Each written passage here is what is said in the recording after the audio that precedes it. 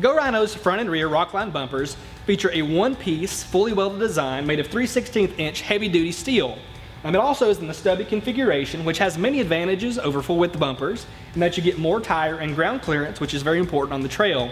You also have many options for lighting configurations, whether you want a cube light or a light bar within the grille. This mesh grille is removable, so you have a lot of lighting options here. And they also include their patented Rhino hook system here, which can be used for light or heavy duty applications as you need. Now this is also compatible with many winches out there up to 12,000 pounds, but you will in some cases have to opt for their optional fair lead mount as well, so just be aware of that. They also make the option available to include this skid plate, which gives the bumper a more finished look, which is something that you can opt for as well. Now moving on to the rear bumper, it shares many of the same features as the front bumper, but it does include the factory accommodations for proximity sensors if your Jeep came with those, but also includes a step, making it easy to retrieve gear from the top of your Jeep.